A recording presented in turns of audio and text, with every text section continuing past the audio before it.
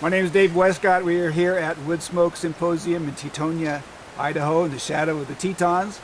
We've gotten together to celebrate this field that we're all involved in right now, from classic camping to bushcraft, and talking a little bit about the history of it, where it came from, where we're going with it. And we've assembled here a panel of people tonight that are going to address that issue a little bit, but also talk about some of the history of it and how we kind of bumped into one another. So I'm just going to kind of let them tell their own lie just for a second. We'll start over here with Stuart. He can introduce himself and then go across. I'm Stuart, and I was just giddy to be on the same talk circuit as these guys this morning. I looked at my name on the schedule and the names that sort of preceded it, and that made me lightheaded. So I'm almost struck speechless to end up in a lineup like this. My name is Dave Wescott. I own a company called Backtracks. I used to own Boulder Outdoor Survival School. I'm the editor of the Bulletin of Primitive Technology, and been doing this stuff since about 1970 as a profession. My name's David Holladay, and I've been doing field research since about 1965, and I've been getting paid to do field research by either Larry or Dave or one of their friends since about 1974, off and on. And I too feel like it's odd to be on this lineup, but I definitely am honored to be on this lineup. You're so shy. My name's Larry Olsen. I got into this way of life, the way of being, in about 1966 professionally. Prior to that time, I did it as a way of life. I'm now retired. I'm Kochanski from Alberta, Canada. I started at this about the same time as Larry did, in the mid-60s, at an outdoor education center, which led to teach for the University of Alberta for 23 years, and then subsequently working in a school district for another 17. And basically, I guess, although my passion was live, breathe, and eat survival, I call myself an outdoor educator, teaching teachers how to teach kids about nature and so on. I'm Steve Watts. I run the Aboriginal Studies program at the Shield Museum of Natural History in North Carolina. That program began in 1984. And I don't think it's odd to be in a group of odd people. My name is Tim Smith. I'm from Masardis, Maine, and in 1999 I started the Jack Mountain Bushcraft School. Since then I've been doing it full time. So you said you had a genealogy kind of... Well, mine, I know how... you seem to be a little bit more cogent than everybody else is. Okay, I was living in Guatemala in the highlands, the Quiche Highlands, with mostly Mayans, and my family was working there in a humanitarian service project called Ayuda in 1970. And as we would walk to work every day to dig fish ponds, we were trying to introduce the idea of raising tilapia in your ditch water so it would help the corn grow better, and the natives there wouldn't try anything new unless it had to do with corn. So my father and I started digging holes every day in this hard clay, and on the way there we would run into pyramids that were about 30 to 40 foot tall out in the middle of the cornfields.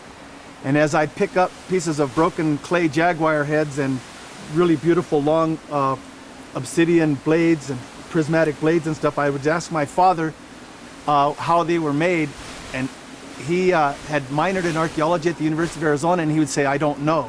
And he knew a lot, and so I knew that must be a field that's still fledgling. That archaeology thing must be a bunch of people who don't know stuff that are looking. So I was fascinated with the process. I want to know how they did it, but my father did know something about the Mohs hardness scale, and he let me know that some of the objects that were being made were created before steel was invented, yet they were way softer, and so that fascinated me. And while pondering that idea, I looked in a Whole Earth catalog at the nurses' clinic there in the village. There was a Canadian girl who had a Whole Earth catalog.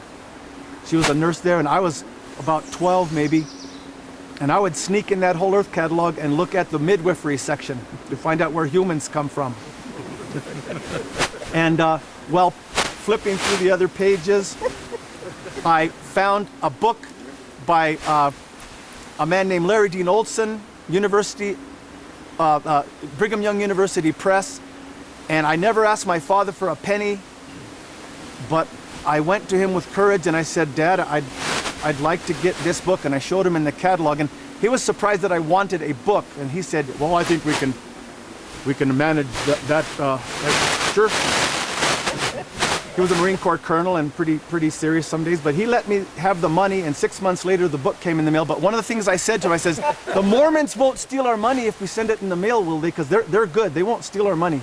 So I knew that we would get the book. The Mormons don't steal, Dad. So what I did, I began to practice everything in that book. Years later, I got a totally unrelated thing. I got a scholarship to one university in the United States, and it was Brigham Young University. It was a fine arts scholarship, partial scholarship. They paid my housing and food, and I had to pay tuition and books. I get in there, my parents did anyway, and so I get into college, and it's boring. And Brigham Young University is a monoculture at that time, where everyone looks like they're from a different country, but they all talk and dress the same, and I'm getting pretty sad after living in Guatemala. And so I began to imagine myself living in a cave like Larry Olsen and his family, because I'd read the book. I knew he was in a cave someplace in the West. So I decided I was going to go to the PE department and look for girls that would be strong enough to want to live a life like that. And while walking up and down the PE department, which Dave Wescott was in at the time, and lots of his friends, I was a freshman, too shy to talk to any of those girls, but I'd look at them when they weren't looking at me and wonder if maybe that's the one. And anyway, at the far end of the building, I see the doors ajar in one classroom, and there's this black line, and I can see they're showing a film. So I get up against the door and I peek through the door. It's an anthropology film of the Bushmen, Hunters of the Kalahari, and it's a 14-day giraffe hunt. And they've got hardly any clothing on, which was really cool for BYU. I thought that was some professors brave. And so I get in there in the dark and sit in the back of the class and watch this amazing film. And the lights come on. And this man is standing there with Coke bottle glasses on that made him so you couldn't see his eyes when he turned his head, asking amazing questions in a suit and tie. And I raised my hand for every one of them. And he got tired after about the third question because he realized his class wasn't answering any questions. And when everybody ran out at the bell, he walked up to me and said, "You're out in my class, are you?" And I thought I was in trouble. This potato farmer said, "Come in my office." And I thought they were going to write me up and send me to Dallin Oaks' office, who looked like a pretty dangerous man in those days. And Larry brought me in an office and put his feet back on the desk, put his hands behind his head, and I noticed there were no books in his office at all, no pencils, no paper. There was a poorly made bow drill set and a half-eaten jar of peanut butter. And a juniper bark sandal. And juniper bark sandals. And he said, "Tell me about yourself." And so I told him about what I knew that I'd learned in Guatemala, and I told him about how much I loved his book, and I'd been studying it since I was 12. And he says, "Well, why don't you come with us on the trail?" And I said, "Oh, I can't afford $400. And he laughed. And just before he was going to say something, I said, "And besides, Larry, I know everything in your book." I was 19. I'd realize how stupid I was now, but and he laughed again, and that made me feel safe. Finally. And then he said, "I don't mean that you have to pay, I mean that we'll pay you to come be a lab assistant." And that was like Carlos Santana asking me to come play guitar with him on stage. So I became, that was pretty much the end of my scholastic career at BYU. I attended classes after that, but my heart was in the field, and that's where I've tried to be ever since. And that's enough talk about that. But I've met everybody else here because of that. Yeah, and he happens to be the man that knows the most about the Kalahari Bushmen. And so the chokehold is getting tighter. Circle. Yeah. Yeah. So I met you Okay. because So yeah, short story, Reader's Okay. Digest version. I'm studying it. I have a job finally, and I'm in an office. I'm studying. I'm working for the Tucson Unified School Districts as an environmental education specialist, and I'm making an Apache hand drill, and I'm copying it, and it looks just right, except for it doesn't have any burn marks on the. So I make some char on the bottom, and it turns into a spark unintentionally. And I hadn't seen Larry for about 15 years, but I called him on the phone and said, "Larry, I got a hand drill fire." First one. And Larry said, "Well, that makes you a small number of people in the United States of America that we know of." I think, and then I hung up after we talked about stuff, I guess. Yeah. And that summer, I go live out in a wickiup with my son out on a creek called Deer Creek, and Dave Wescott shows up and said, "Larry told me that you can do hand drill fires. Show me how." and so that was a bizarre story by itself that could take up too much time. I'll do the short version. Okay. We had talked about how people talk about how some people, they say they can do things, but they can't really do them. So David says, "I'm going to show you how to do a hand drill fire." And this was before people were doing them on a regular basis. And so he tried and he tried and he tried and he tried and he tried and he tried and he tried and he tried and he tried and he tried and didn't get a hand drill fire. He got silver dollar blisters on his hands to the point to where they popped and squirted all over the place. And so my wife and I left. Next morning, we were staying about 7 miles from Deer Creek. David came walking into town with a tinder bundle lit. That he was going to prove to me that he could do it with a hand drill fire. So. Then he wanted to go home and he wasn't going to put it out, so he was driving down the road with a tinder bundle out the window, putting sparks all the way back. That's right. You gave me a ride home. Yeah, that's nice of you. Then we started. David worked with us, and like I said before, one of the requirements to work with us was to go to other people's schools and to learn stuff that didn't come with us, so we didn't become so inbred. And so, in order to do that, we started Rabbit Stick, which Larry had started early on, and 10 years later gave us permission to start it. And so I started combing the country, trying to find the best of the best to come to Rabbit Stick and share information. And that's when I think Mike Ryan had been at a course with Eric Callahan and ran into Steve Watts and brought some stuff back and said, "You need to meet this guy." And so I wrote Steve a letter and said, "If we do this, will you show up?" And son of a gun, he showed up. So tell us about you. Well, I mean, I think the important thing about that year was there was a East Coast, West Coast, Midwest thing. A lot of people were really isolated in the primitive skills business. We were all sort of working alone or not working together a lot. And when Dave opened up Rabbit Stick again in '88, to me that was the watershed moment in the primitive skills business. Great pioneers like Larry, who had, all of us had, fortunate people like Dave and David. My other brother David. Yeah, my other brother David. Got to work with Larry, and I remember, I don't know, maybe 68 or 69 first time I got, when was it first published, 67? 68, I think. 68? 60. The book? Yeah. 67 or 8. Yeah. So it must have been a little bit later, but I remember, like so many of us, just totally blown away by this book. And there was all through the book was a picture of this guy. He looked like he was about my age, and he was throwing out laterals and shooting bows. And I thought, that's one lucky son of a Mormon. Little did I know it was David. When you look at that first and second edition. Fourth edition. I was the cover boy of the book. He was the cover boy. That was his foot. That was his foot. But anyway, So it was pretty interesting that when David called people together, and that broke down a lot of barriers, just like he's doing here with the barriers between different disciplines. He did there within the field of primitive technology.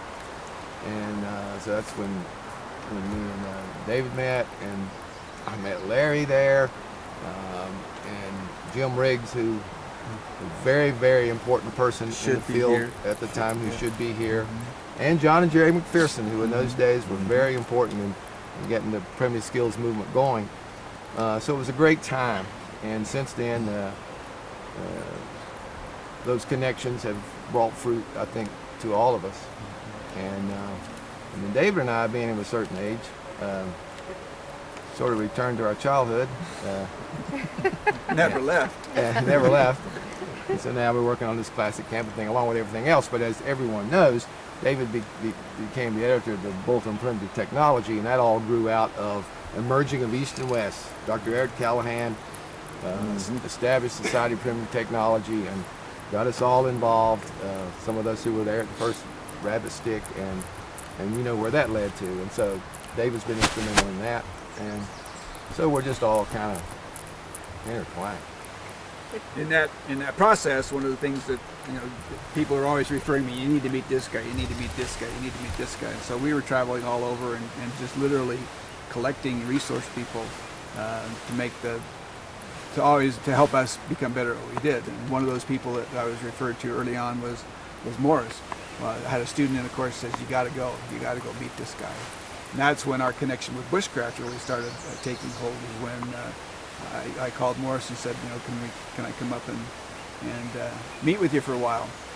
And I went up there, and I can remember it was probably about 11 o'clock at night, sitting in his library. I was totally exhausted. I mean, he just walked me and beat me into the ground for a couple of days. And we were sitting in his office, and I was nodding off. And Morris walks in and says, "Oh, I love to watch the sun come up in the morning, and then I go to bed." And so he was ready to go some more. And I was wiped out. So Morris has been influential in this whole idea of shifting directions a little bit with this idea of bushcraft. Tell us how you got into that. Well, I probably right off the bat, when I reflect on it, it's I'm one of those people that is like a leaf blown by the wind. I don't know where I'm going, but fortune blew me always in the right direction.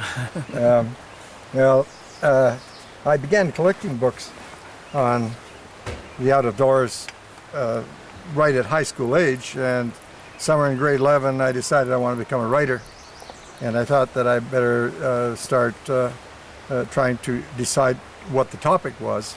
Actually, to tell you the truth, the topic at that time was true romance and true confession. Now, Easy to sell to them, isn't it? they paid the highest of anybody except, I think it was the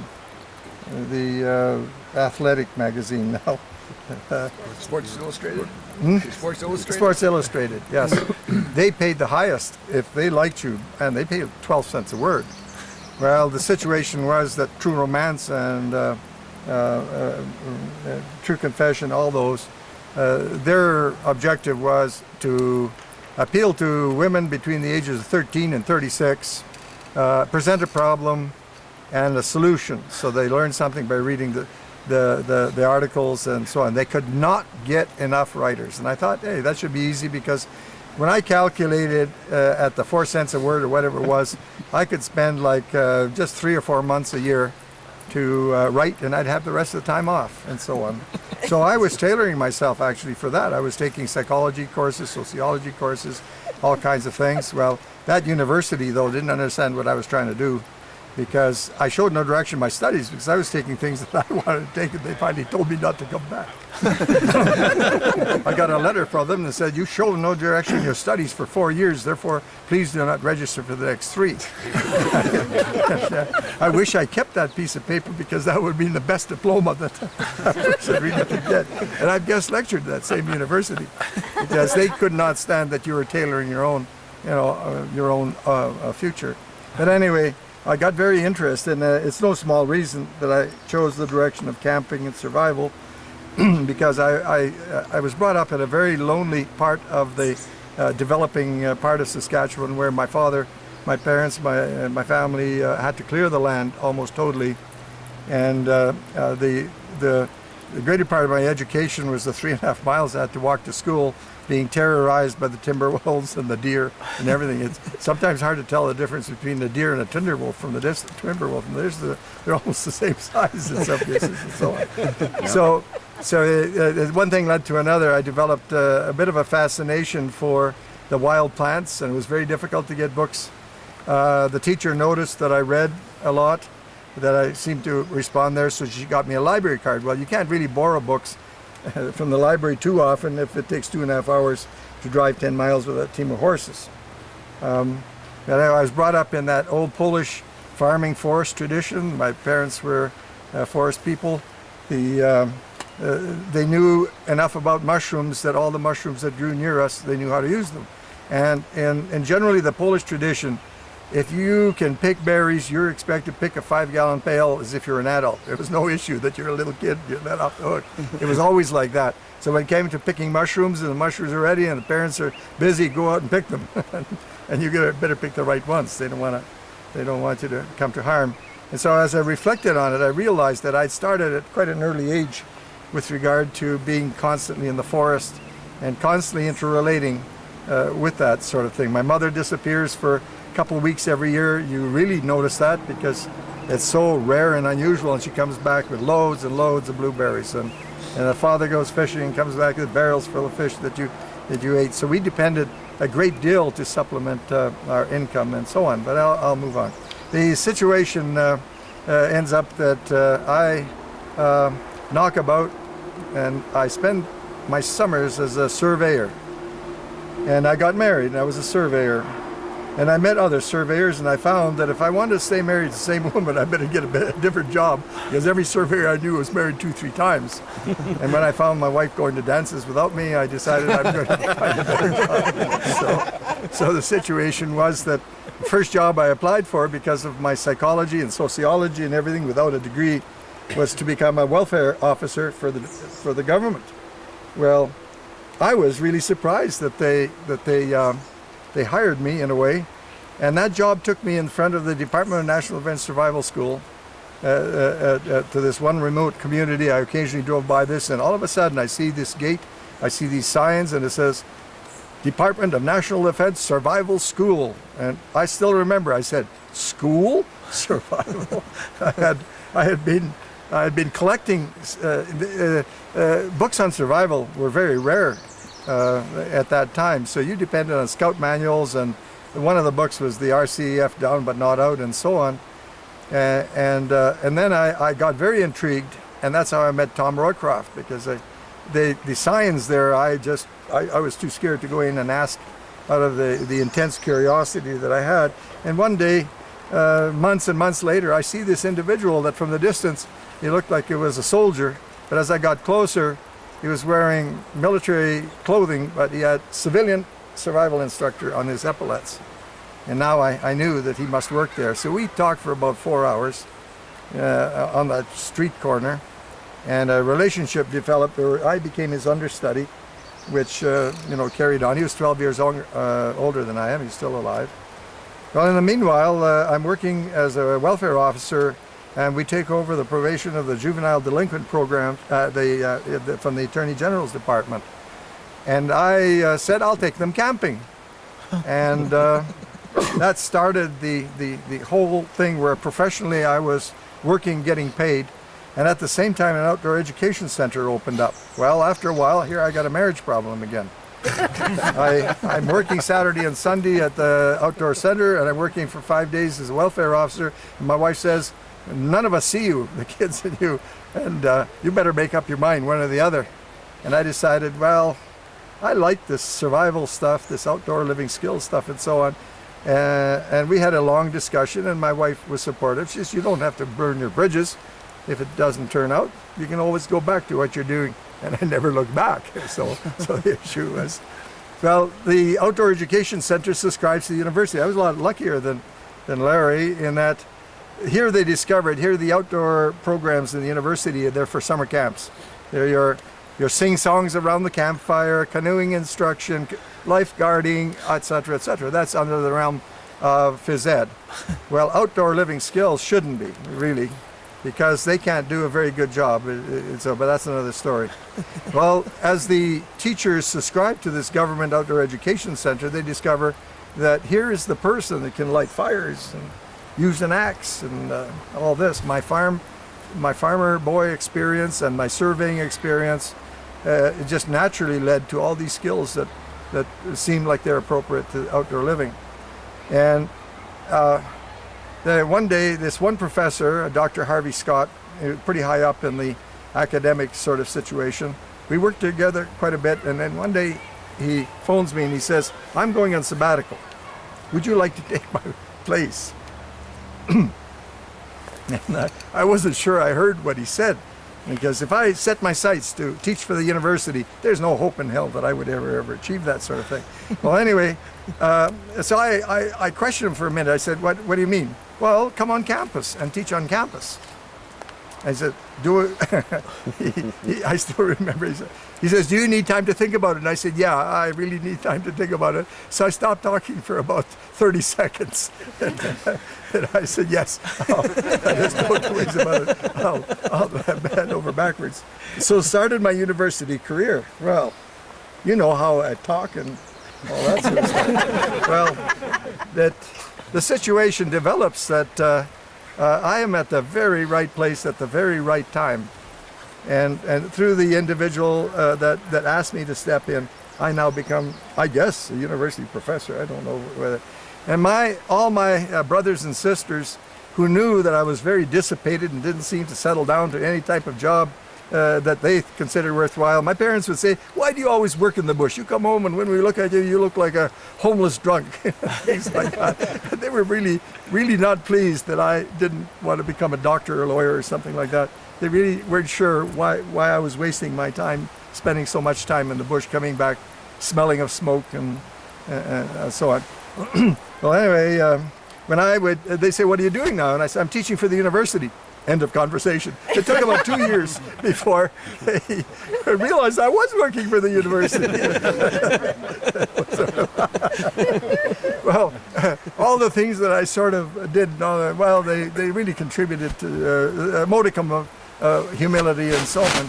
But anyway, now with the university, I worked for them for about 23 years. And then all of a sudden the political issue was that all the outdoor education, we have two big universities, everything went to Calgary, and I was going to commute 6-8 hours to teach there, so that ended instantly. Well, very shortly, as the fates will dictate, I get a call from this one school district in 5 miles at mile 0 of the Alaska Highway. Anyway, that I'd been working there and doing workshops since the mid-60s, but maybe 2 or 3 times a year I'd go there and run workshops, and they say we need an individual that can carry on these programs where we take the kids out and for the day. The bus delivers in the bush, and so I would spend around 60 days in the month of May, sometimes mid-April to about the end of June, and at about double the pay. The university was getting a good deal. I was willing to work at the university as long as on the library privileges. I used to borrow 100 books at a time. They used to phone me occasionally and say, what do you do with 100 books at a time? And I said, out and say, oh, we just want to know, the books will come back hopefully, and so on. Well, anyway, so I ended up in this school district, and the simple way to say it, for 17 years, that everything that Mr. Love in his book there, The Last Child of the Forest, where I've got the answer to every one of those things if I wish to write them down, because I worked very intensely with kids from kindergarten to grade 6. And I get other kids occasionally, but those were my focus.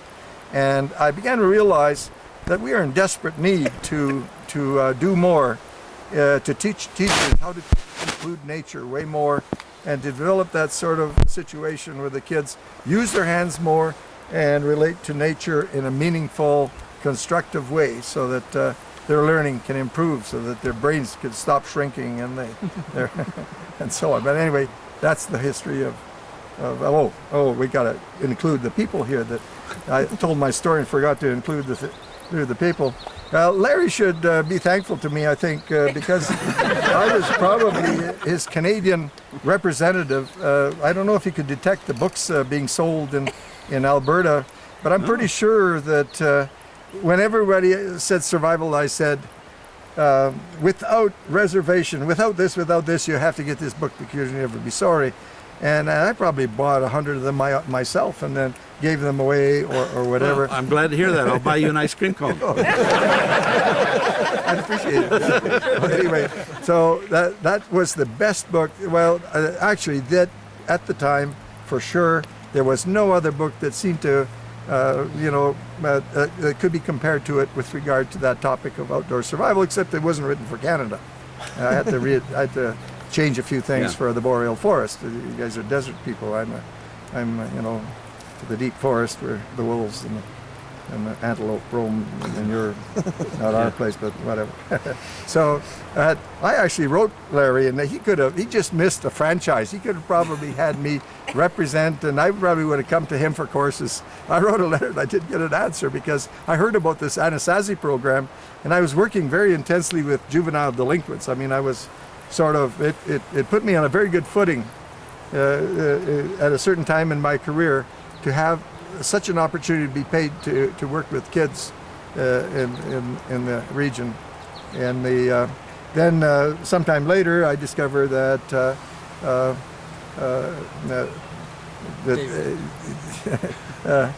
Wescott is a very close associate, or a very close student, and that pleased me very much. And so the Canadian influence makes its effect here. Yeah. There we go. Anyway, Okay. thank you. I've always held in admiration people who understand tradition and find people who can provide them information and training, and then take that and explode with it and make it better than what it was when they got it. And I've always I've followed Tim's career and the development of his program very, very closely, whether you know it or not, and have admired the work that he's done. And after finishing my undergraduate degree, moved to Alaska and planned on living up there. And I think on my way back in '95, I stopped at Moore's place and took a course, and that really kind of turned on the lights. And I thought, here's a guy who's making a living doing these things that I really like to do. So I paid close attention to, how he did things, and probably peppered him with a whole bunch of annoying questions that had nothing to do with the course material. But anyway, after finishing a graduate degree in education, figured instead of getting a teaching job, I'll just do run some courses and guide some trips for a year and get the teaching job next year. And now it's been 13 years of doing this full time. So the thing that allowed me to really run with it was we started doing a semester-long course, and then we got set up with a college, and the kids could get college credit, and that really kind of was the thing that allowed it to take off. Wonderful. And you're doing what now? And now we're still, doing the semester and year-long immersion programs and, traditional Maine guiding skills.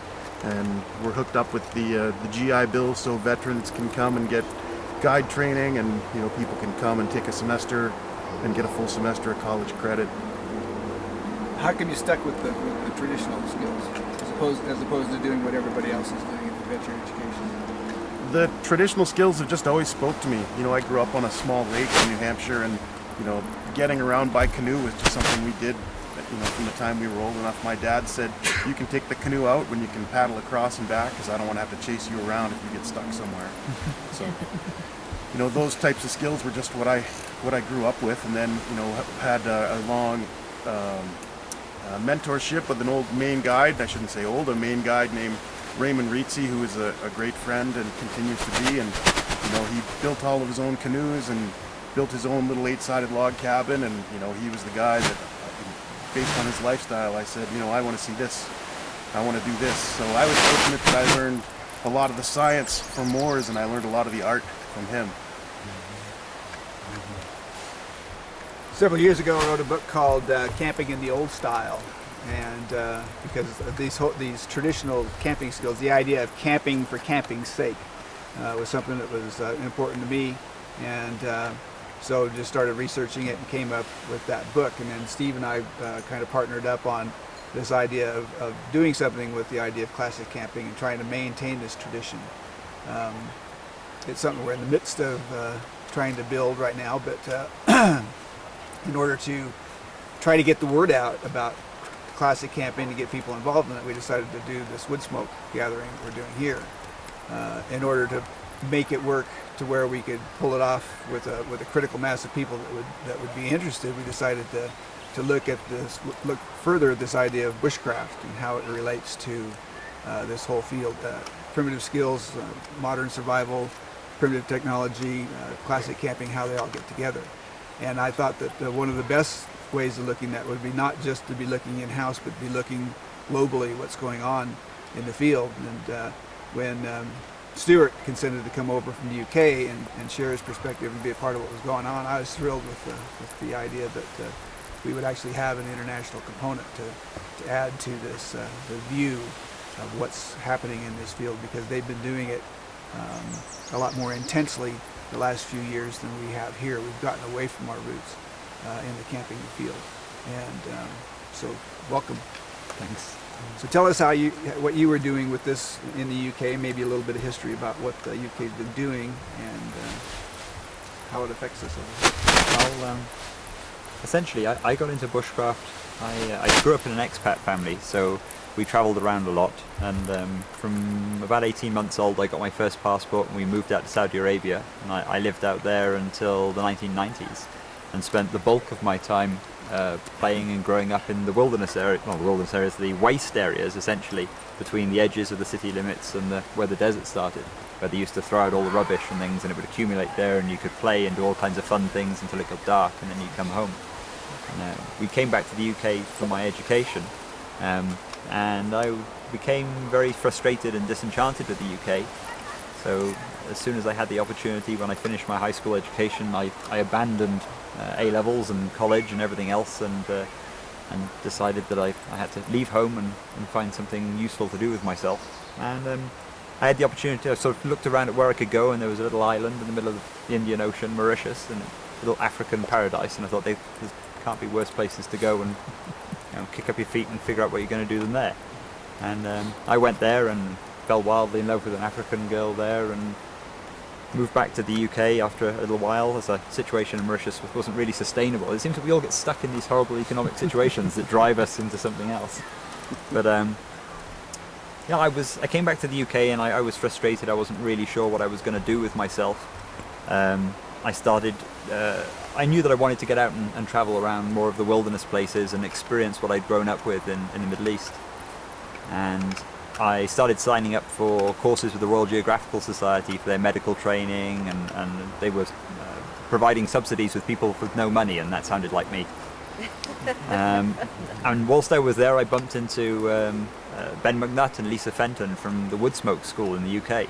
They were here last year. Yeah, they were here at Rabbit Stick, and they seemed to recognise my desire to learn more about wilderness skills and bushcraft, and by the end of the medical course, they invited me and said, "Look, we've got a couple of free spaces. Just if you can turn up next week, we'll have you on a week-long course." And they were kind enough to take me under their wing, regardless of the fact that I couldn't pay them a penny. And they totally opened my eyes to an entirely new way of living and working in the wilderness, and I discovered bushcraft. And after that, I sort of started collecting every book that I could find in the title. Of course, the first I found was Morse with the title Bushcraft, and again, every page was a revelation. And then I started picking up Steve Watt's book and Larry Olsen's and reading all of these things. And I really wanted to learn more about this. And I started traveling and getting out to Borneo and getting out to Namibia and meeting native people who would teach me for free, because you don't have to pay them. And eventually I decided if I was going to pursue this, I needed to go on more courses. So I saved up all the money I could, and I sort of looked around and thought, well, where's the best way to spend this money on a course? And it was cheaper to fly to Canada and learn from Morse with Karamat than it was for me to attend the courses in the UK. So I decided, that's it. I'm going to go to that guy who wrote the book. He's going to have all the answers. And I flew over there, and this guy walked into camp one day. I'd always seen him with the beard, the way he was on the rear cover of the book, this great big beard and the tam o' shant and the buckskin jacket. And this guy walked into camp one day with arms like a gorilla and great big hands that looked like welder's mitts. And there was no doubt that he really, you know when you see somebody like that they really know what they're doing. And he then proceeded to grind me into the ground for 7 days. I mean,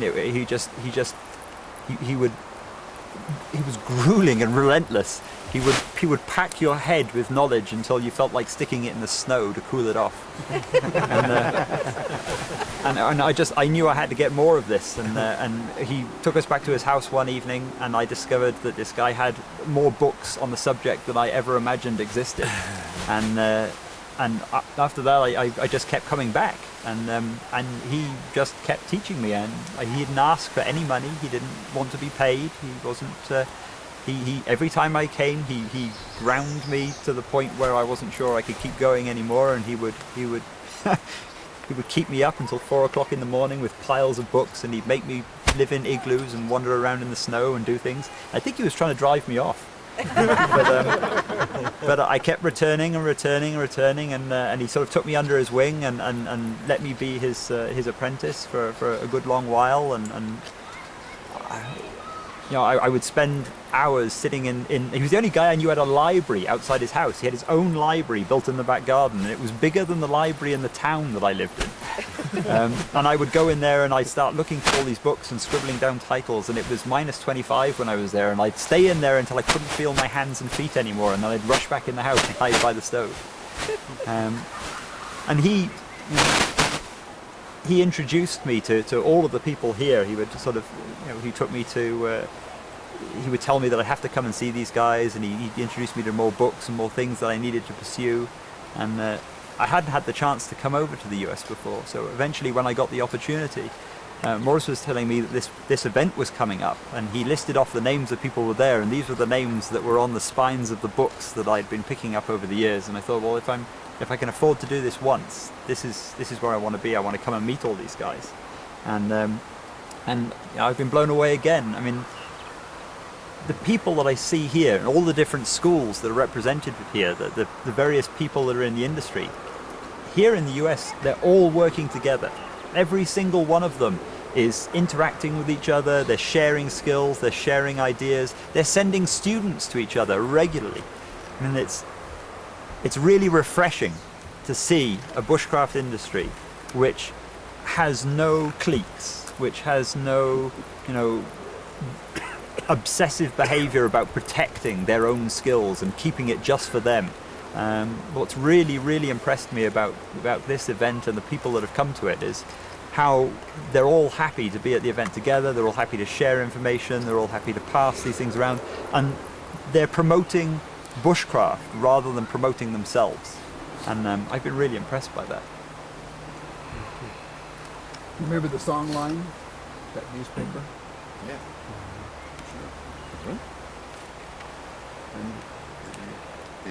Yeah, we did a newspaper, or not newspaper, but we did our brochure on newsprint and sent it out one year, and we advertised other people's classes in our brochure. And I think that probably did a lot to kind of break down a lot of those barriers, because those barriers were there in the early days of primitive skills, because people were protecting their turf and not sharing students. And our objective was to do just the opposite, that the more people who knew about what was going on, the more opportunity there would be for everybody. You commented on that several times about that magazine. Well, I mean, it was when you looked at this magazine, newspaper, whatever it was. I've got them all. I cherish them all. You didn't realize you were looking at advertising for Boss, but it was sort of in the back of the book. What it was advertising was for knowledge and information and contacts and an effort for people to learn. And that's what Dave's always done, and that's what's happening here. And that selflessness will, in the end, win. You will win more that way than the other. And so, I think through all these years with these communities, that's the way to be successful. is to share and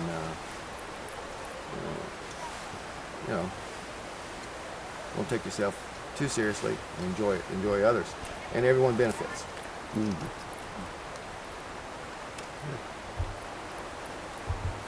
So one of the things you mentioned was just the difference between what's going on here and what's going on in the UK. What's going on in the UK right now?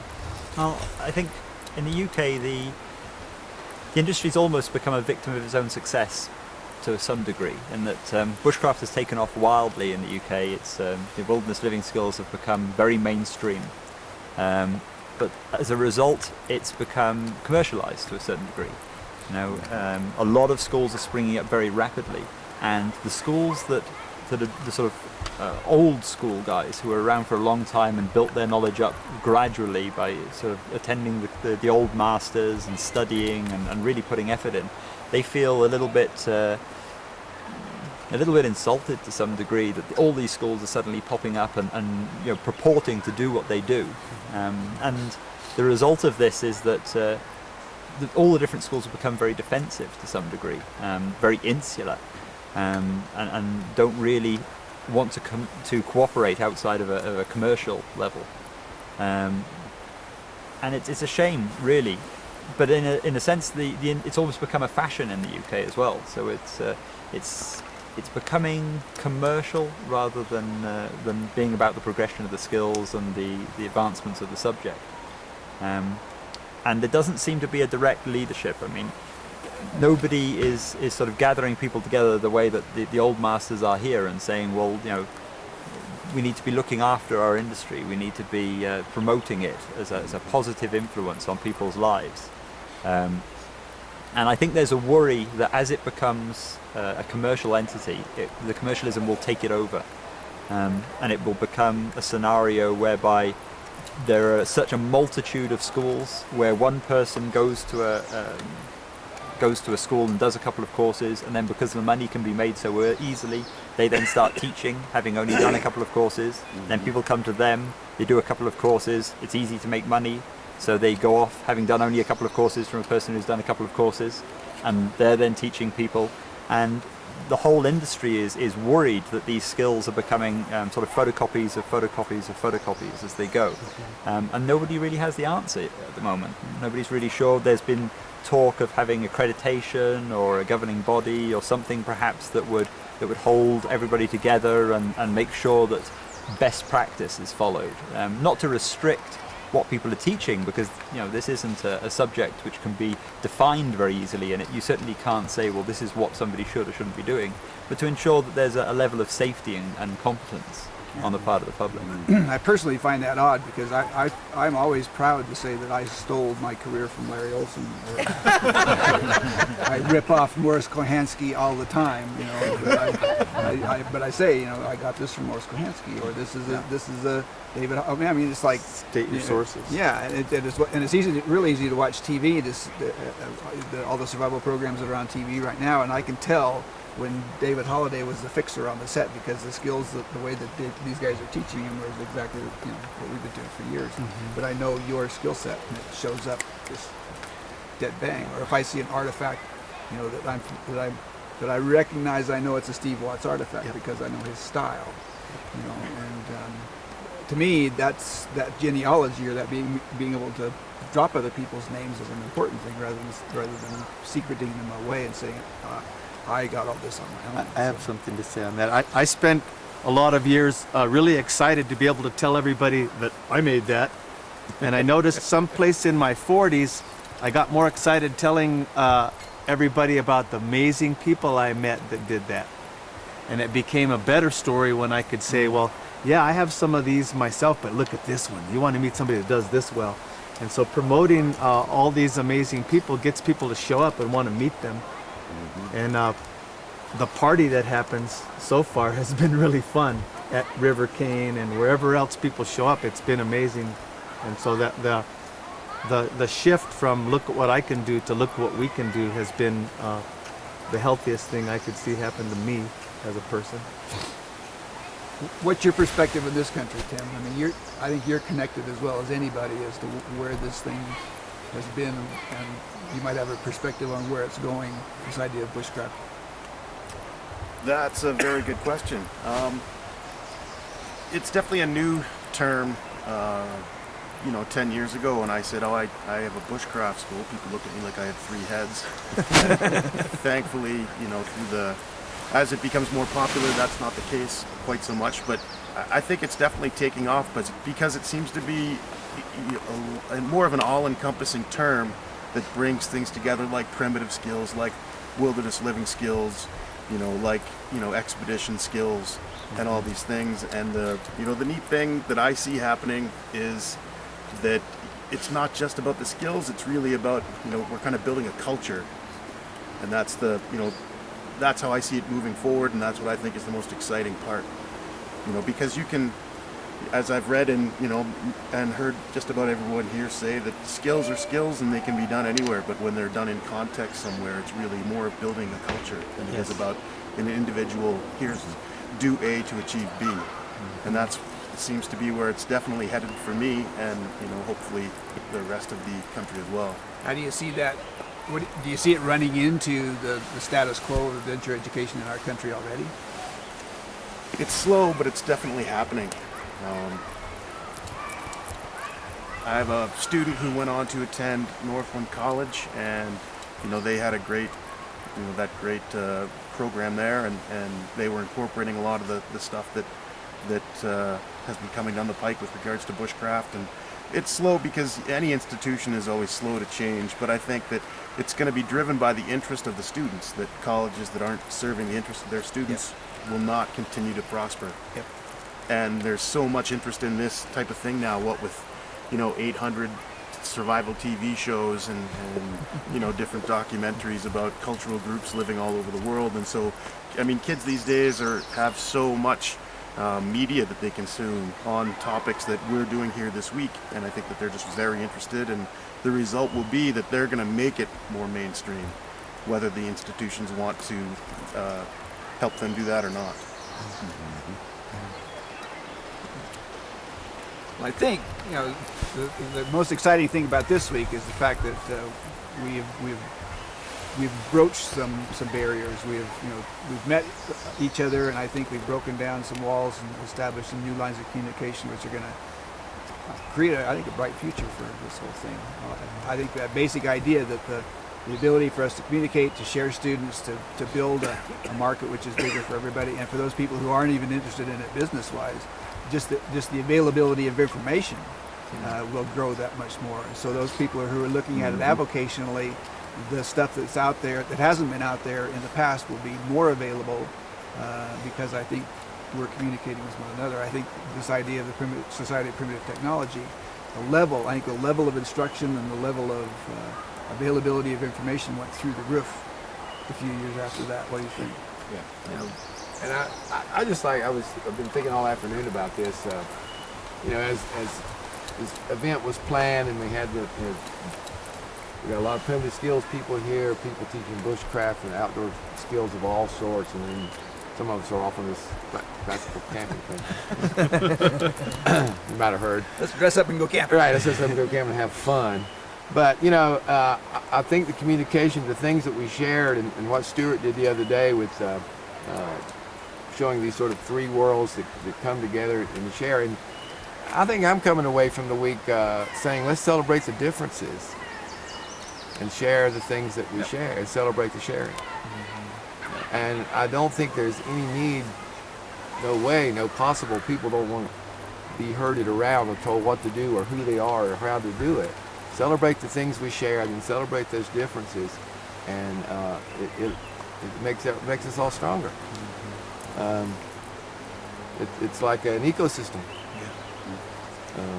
That's what it is. It's like Tim says, a culture. It's like an ecosystem, and you need that diversity in the ecosystem.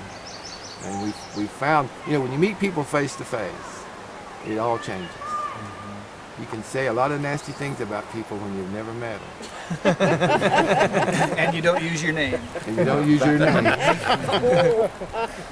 And you meet people face to face and you say, hey, that's another person over there. And that other person does things different than I do, and that other person is interested and does a lot of things just like I do. And so I want to celebrate what we share and celebrate our differences, and I think those things make us stronger.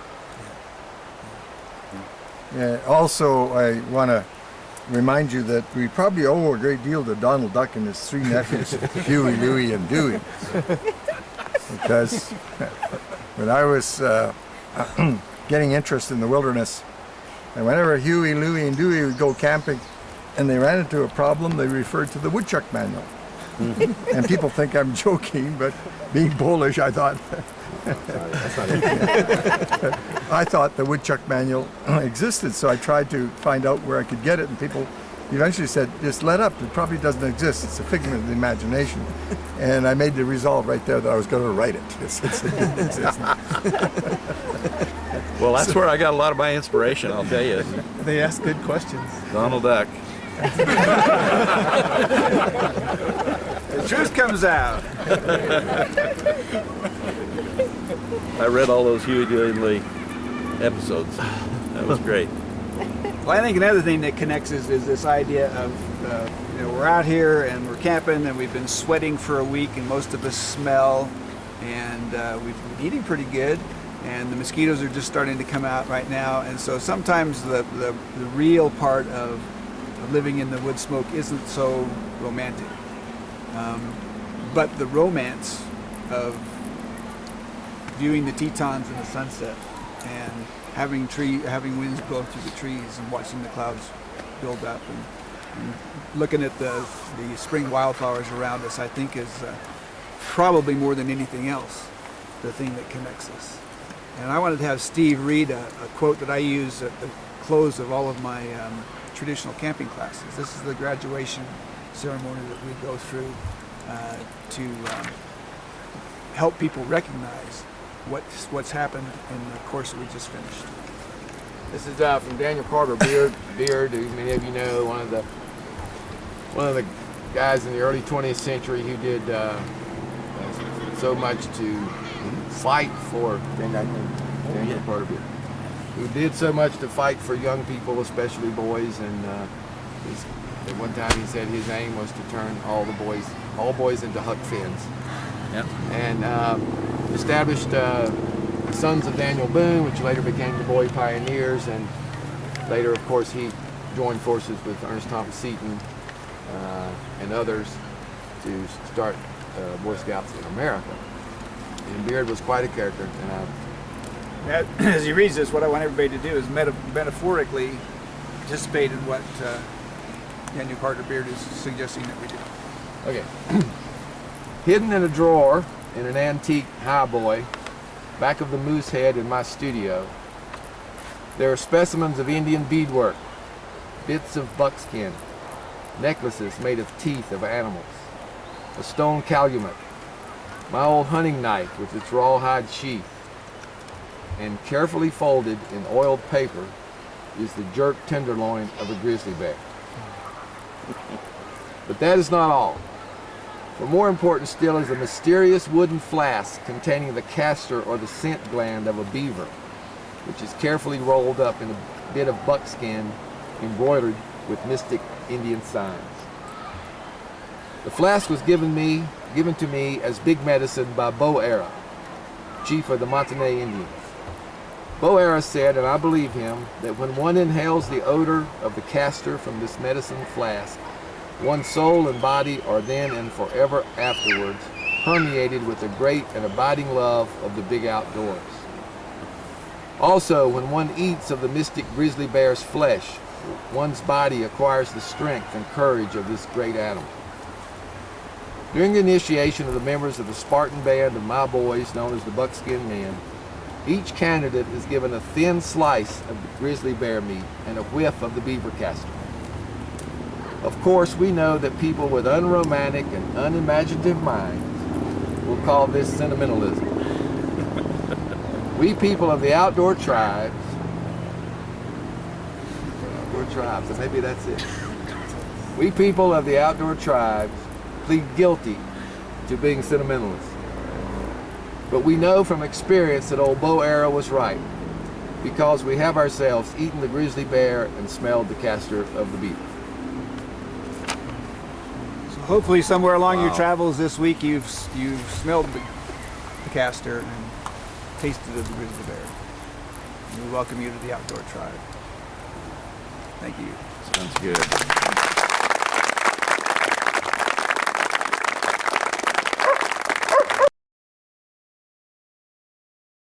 Doug Getgood just asked, where do we see this going? I mean, what next? I would like to see us do it again. Would you like to see us do it again? Oh, yeah.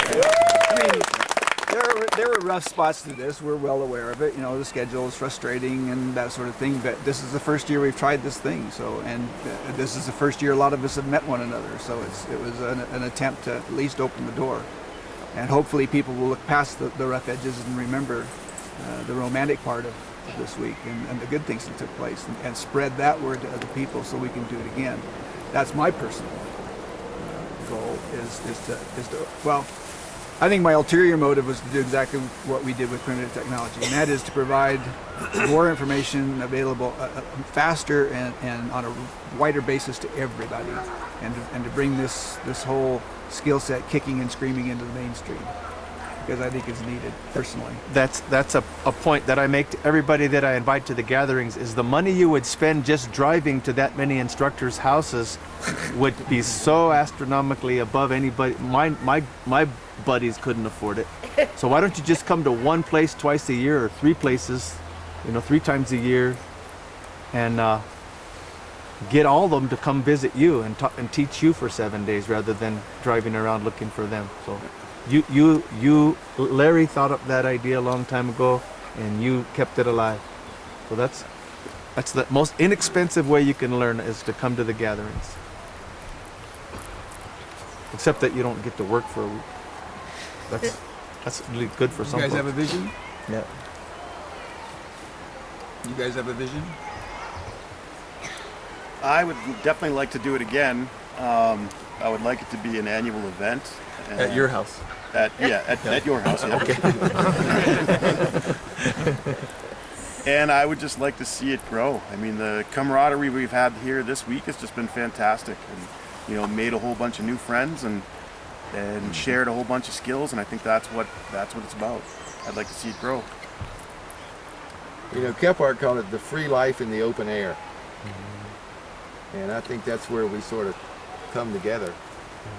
And all of us are doing something related to that free life in the open air. And, what could be wrong with doing more of it?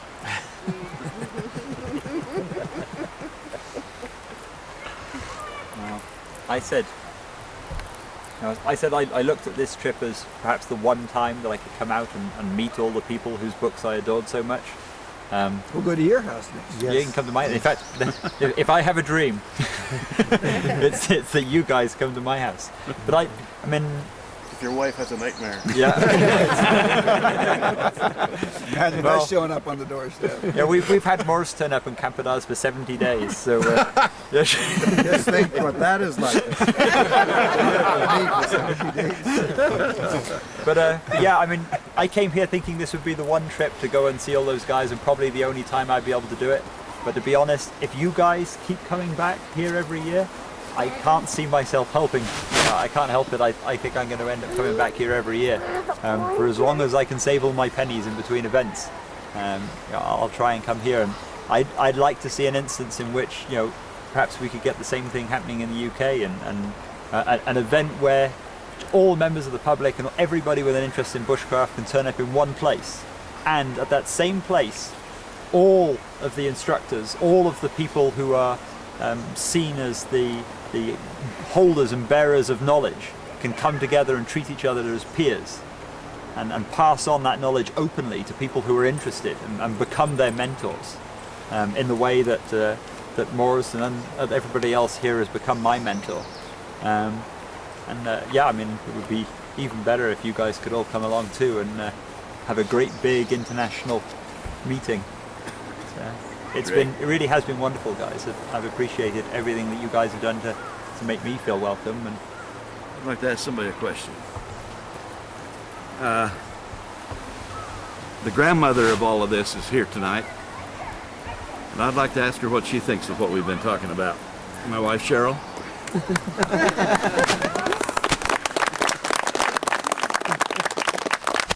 Well, it's been a ride. I've started writing this history of my book that I'm going to finish someday. And in it I speak about if I had realized that I was marrying a Stone Age caveman when I married Larry, I may have thought twice, but I would have made the same decision. And I can't tell you what it's done just for our own family. We have 10 children. They've all become experts of taking care of themselves in the wilderness. Almost all of them have developed more beyond that. And as I just contemplate the many lives that have been touched by these men and all the people that they know and all the people that they know, I think it's just a very, very critical thing to understand life on this level so that we can make whatever application we need of it into our everyday lives. And I just think it's one of the miracles that has happened on this planet for this to have come about. And I'm just pleased to have been in on the beginning of what Larry has been doing and how it has spread. There's one thing I wish, and that is that somehow the general population of our country and the world could somehow connect with the principles and the attitudes and the thrill of really being able to do things for yourself, take care of yourself. If there was a way for the urban survival to develop in this same way, I think of the people whose power has been off for some weeks, some of them, in the heat, and they don't know what to do. I mean, it's just really, really sad that there can't be a movement to at least invite ordinary people to learn some of the principles that are so well founded in this particular category. So that's all I have to say. Thank you.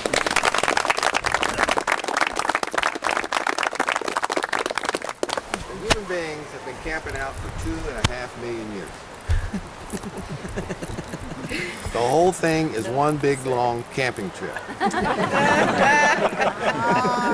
It's just that today our shelters are a little more permanent and the fires sometimes come through wires or pipes.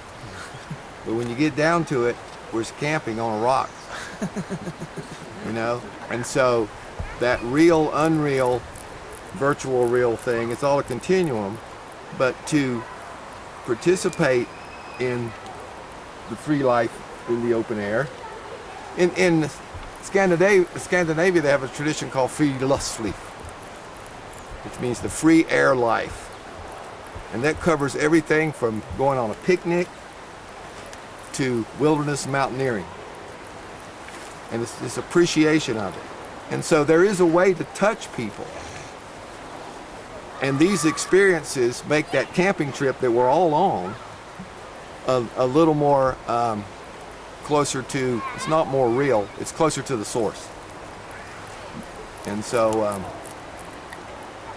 let's just keep camping.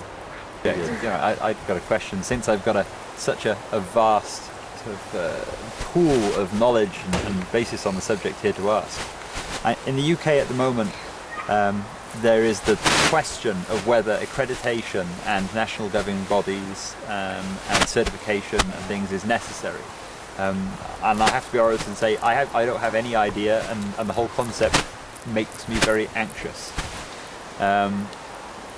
But at the moment there doesn't seem to be any consensus in the UK either way, and everything is in a bit of a quagmire.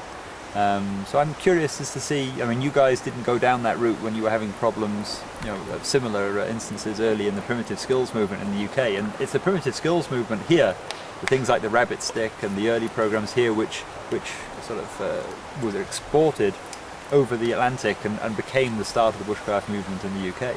So I suppose we're coming back to you to say, as our mentors, what do you think?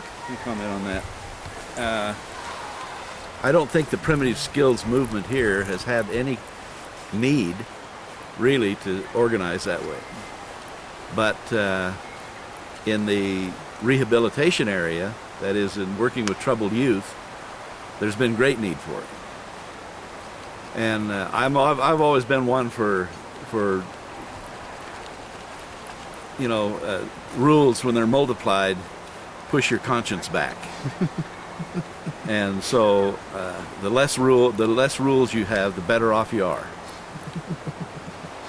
However, there are some standards that need to be probably looked at, and I mentioned it to these guys a while ago that we probably ought to at least look at the idea of having some kind of central organization, not that makes rules, but that confabs with each other.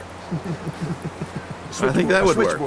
Yeah, ideas, exchange of ideas, promotion of programs, making obscure small little programs that are really powerful available to the public. Those kinds of things, rather than saying you got to do it this way and they got to have so many calories every day or it's no good.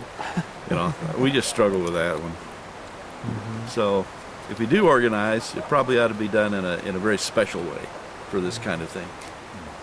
Create a good constitution from the beginning. Yeah. Yeah, in my neck of the wood, it lasts very long. Right. So you don't have to have too much dictation.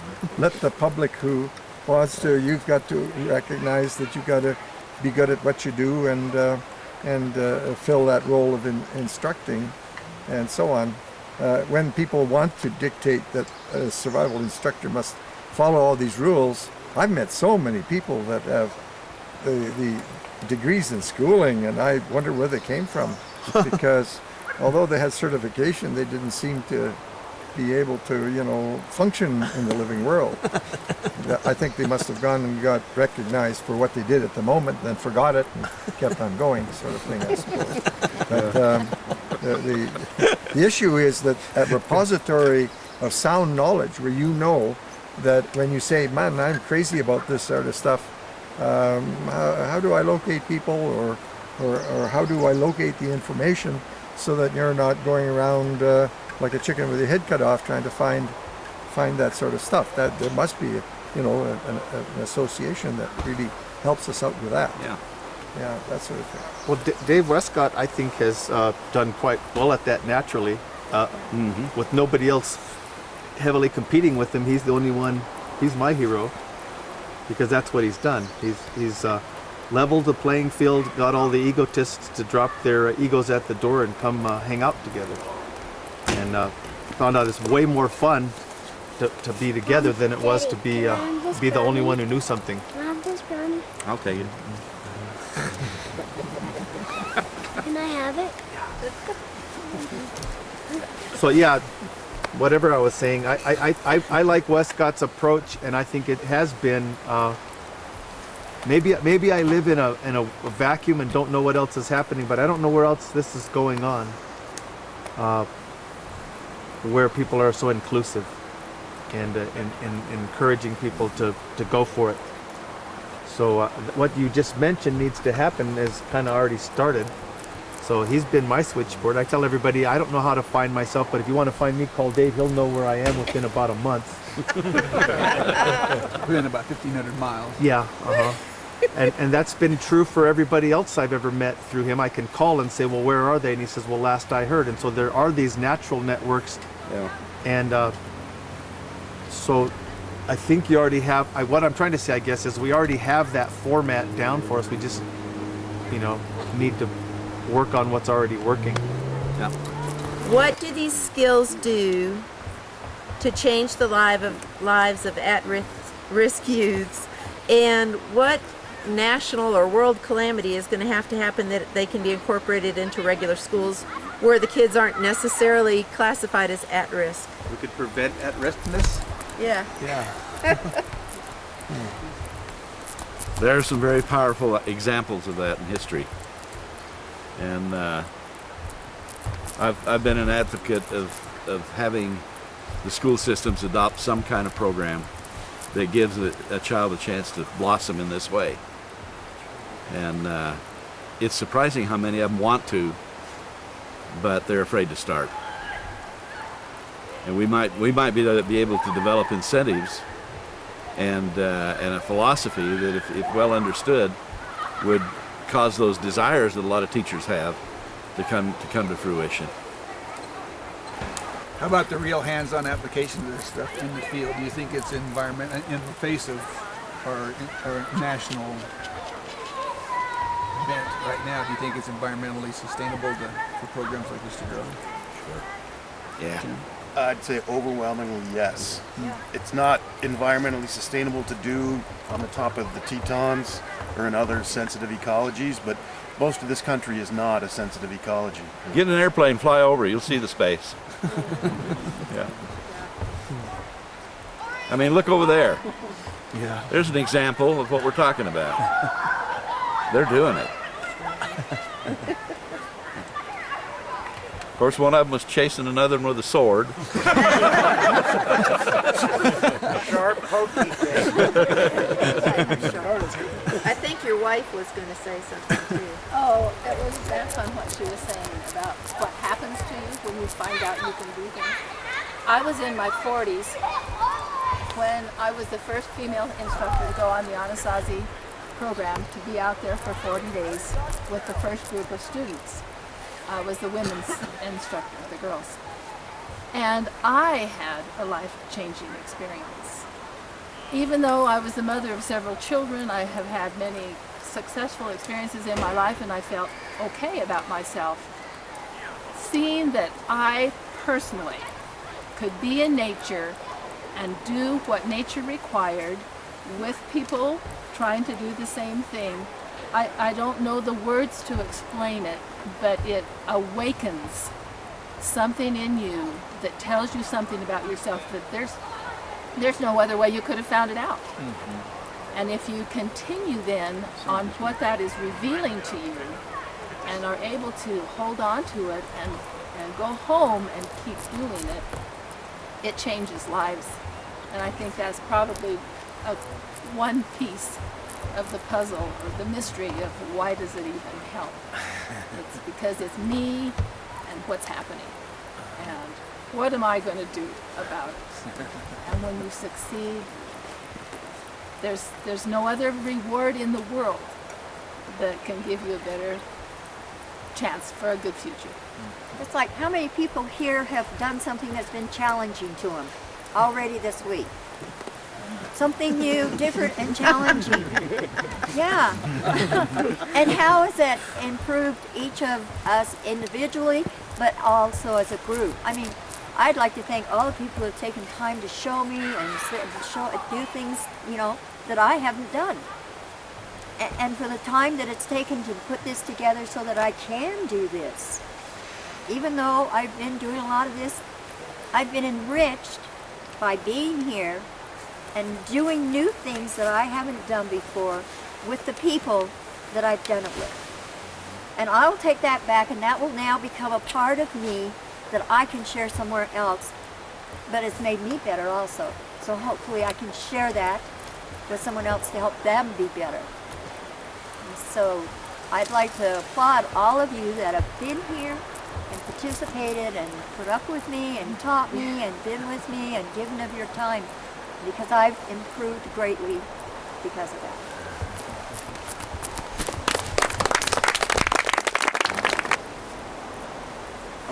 I'm going to change the bent a little bit and say, with what Stuart talks about in the UK and we're seeing here, the growing interest in bushcraft skills and getting back to this for more and more of the public.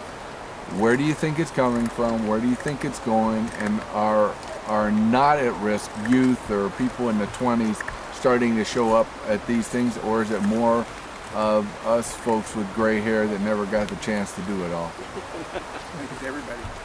Everybody. If we could isolate the demographic of who shows up at Rabbit Stick, it'd be amazing, how we could grow that. But we have no clue with the demographic because it's so broad. Well, that's good. And exactly the same thing here. The demographic is very, very broad. It's not a graying population. It's a broad-based interest, and I think a lot of it is reaction to what's available elsewhere in the outdoor world. High-tech this, high-tech that, no connection with the environment. The environment becomes this backdrop for this high-tech dance that everybody's doing. They're not participating with the environment anymore. And I think that people are reacting to that. That's just my personal opinion. The X game or Extreme stuff is what I think people are looking for a connection to the place they live. And I think the other thing too that I think the homogenization that YouTube creates or that the internet creates is that everybody thinks they can do everything everywhere. And what I would like to change a little bit is that you learn the skills in your place and learn what fits your place and learn the techniques that fit your place and learn the environment that affects the skills that you learn, rather than everybody doing the same thing because everybody else is doing it. To me, that weakens the potential. That's what I love about Rabbit Stick is that Steve will come from North Carolina and teach something. Somebody will come from Florida, somebody will come from the Northwest Territories, and they're all bringing skills from their place. And that's what empowers everybody. So I think we need to maintain this idea that pursue what is in your yard and get good at it. Without the gatherings, nobody knows when they go to a course. I mean, if you know nothing about a subject and you're told by a person who's in authority or instructor what this subject is, that's your only measure of that subject. But if you have a free and open gathering of people like this who come together and get to see the subject on as many levels and as many skill levels as here, they go away knowing what it is they want. Yeah, they know what the level of skill can be, and they can measure what they want from here. I get a lot of people that think I'm an amazing guy, and all I have to say is, come meet my friends and you'll quit talking to me. Wait a minute. You are an amazing guy. That can go very many ways. Well, a bumpy rock wormed in sand makes a very weary pillow. That was the first line of a poem, the first poem I ever wrote, and it took first place at the Utah University of Utah Poetry Contest. And I've thought since then that I ought to write more poetry, but it just don't come. But I think someone made a comment back a while ago that that living off the land and lying on the ground and those kinds of things are really romantic, and that's what we'd like to do most of the time. But after 73 years, boy, I'll tell you, that rock is really hard. Really hard. I think some of the desire for certification, I think it comes from sort of two opposite places. I think certification for, it happens here too. You see somebody who's worked long and hard and deserves the respect, and then somebody comes along and they sort of felt that. Certification honors that. Okay. On the other side, folks that may not be as skilled or as experienced want certification so that they can be right there on the same level with that guy, right? And so it's people want certifications for sort of protection and security from two different sides. And on my better days, I think virtue is its own reward, and cream rises to the top, and time will tell, and so forth. And I think students find teachers if they have the opportunity to be exposed to teachers. And students make choices between teachers. And I just, I think to try to control that and put it in different boxes and check them off is not a good thing. It could be avoided. It's a little more organic than that. Here. I gotta give up. Well, hopefully everybody at the end of this week, at the end of our long programs in Maine, we say you're gonna go home and people are gonna know something's different, because you're gonna smell like wood smoke, fly dope, fir pitch, clean mountain air, and freedom. All right. That's a good note.